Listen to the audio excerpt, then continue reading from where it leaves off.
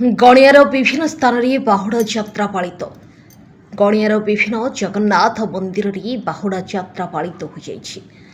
ଗଣିଆ ବେଠିଆ ସାହି ବେଲପଡ଼ା ପାଟନା ଜଗନ୍ନାଥ ପ୍ରସାଦ ମନ୍ଦିରରେ ଏହି ଯାତ୍ରା ମହାଡମ୍ବରରେ ଅନୁଷ୍ଠିତ ହୋଇଯାଇଛି। ମନ୍ଦିରଗୁଡ଼ିକରେ ଠାକୁରଙ୍କ ନୀତିକାନ୍ତି ପୂଜାର୍ଚ୍ଚନା ପରେ ଚତୁର୍ଥ ମୂର୍ତ୍ତିଙ୍କୁ ପହଣ୍ଡି କରି ରଥାରୂଢ଼ କରାଯାଇଥିଲା। ରଥ ଉପରେ ଠାକୁରଙ୍କର ପୂଜାର୍ଚ୍ଚନା ରୀତିନୀତି ଶେଷ ହେବା ପରେ ରଥଟଣା କାର୍ଯ୍ୟ ଆରମ୍ଭ ହୋଇଥିଲା। ରଥ ବ୍ଲକ ସ୍ଥିତ ମାଉସୀମା ମନ୍ଦିରରୁ ବାହାରି ଗଣିଆ କଳାପାଟ ମନ୍ଦିର ନିକଟରେ ପହଞ୍ଚିବା ପରେ ରଥଟଣା କାର୍ଯ୍ୟ ଶେଷ ହୋଇଥିଲା।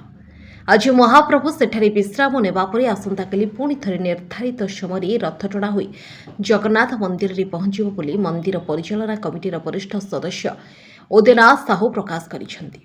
ଥାନା ଅଧିକାରୀ ଟଙ୍କଧର ଛତ୍ରିଆ, ଏସ୍ଆଇ ଶ୍ୟାମସୁନ୍ଦର ପ୍ରଧାନ, ଏଏସ୍ଆଇ ଶାହା ଆଲାମ, ଗାଁ ପ୍ରମୁଖ ଉପସ୍ଥିତ ରହି ମନ୍ଦିରଗୁଡ଼ିକରେ ସୁରକ୍ଷା ପାଇଁ ସମସ୍ତ ପ୍ରକାର ବ୍ୟବସ୍ଥା କରିଥିଲେ। ମନ୍ଦିର ପରିଚାଳନା କମିଟିର ସମସ୍ତ ସଦସ୍ୟ ଏହି କାର୍ଯ୍ୟକ୍ରମରେ ସମ୍ପୂର୍ଣ୍ଣ ସହଯୋଗ କରିଥିଲେ। ବ୍ୟୁରୋ ରିପୋର୍ଟ, ମଣିଭଦ୍ରା ଖବର।